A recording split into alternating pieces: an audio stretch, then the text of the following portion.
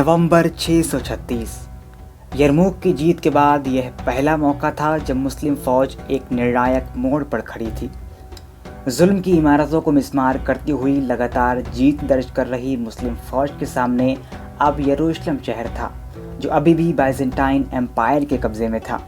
लेकिन धार्मिक लिहाज से महत्वपूर्ण स्थल होने के कारण इस शहर की कमान ईसाई धार्मिक नेता पैट्रियार्क सोफरोनियस के हाथों में थी। उधर कमांडर हज़रत अबू उबैदा इब्न अल जर्राह के नेतृत्व में फ़ौज ने शहर को चारों ओर से घेर लिया था।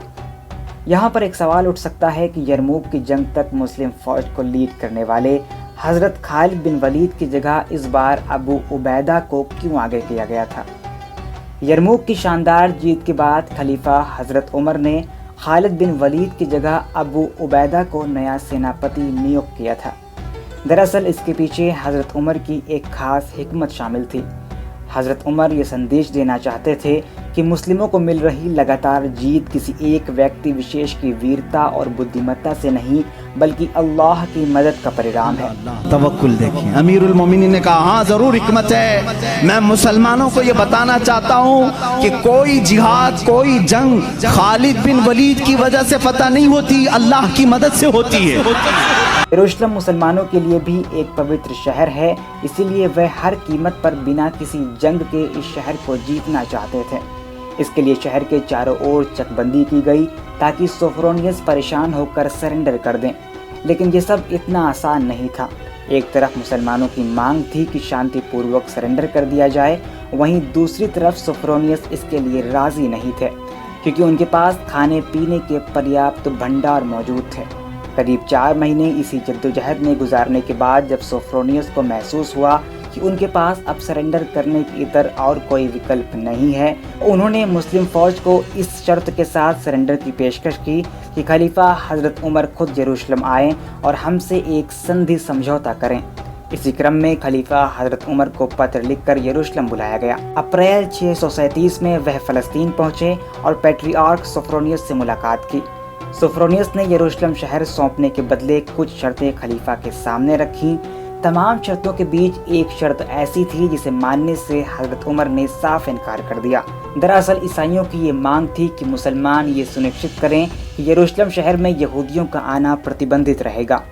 हज़रत उमर का मत था कि यहूदियों को इस शहर में आने से रोकना उनके अधिकारों का हनन है और इस्लाम इसकी अनुमति नहीं देता है।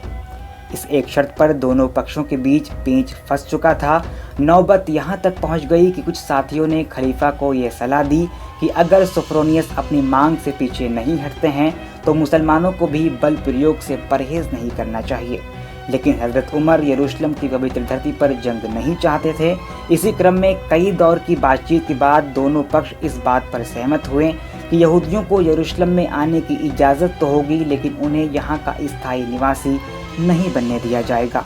तमाम शर्तों को मानने के बाद खलीफा हज़रत उमर ने यरूशलेम निवासियों के लिए खालिद बिन वलीद, अम्र बिन आस, अब्दुर्रहमान बिन औफ, मुआविया बिन अबी सुफियान की गवाही में एक ऐतिहासिक दस्तावेज़ जारी किया, जिसे अहदतुल उमरिया के नाम से जाना जाता है।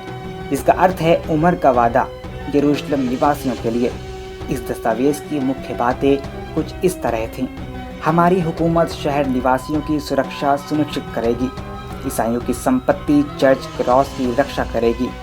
ना तो उनके चर्चों को तोड़ा जाएगा, ना ही उनकी यथा स्थिति बदली जाएगी। किसी का जबरन धर्म परिवर्तन नहीं किया जाएगा। जो लोग शहर छोड़कर बाइजेंटाइन के साथ जाना चाहें, उन्हें उनकी संपत्ति के साथ शहर छोड़ने की इजाज़त दी जाएगी।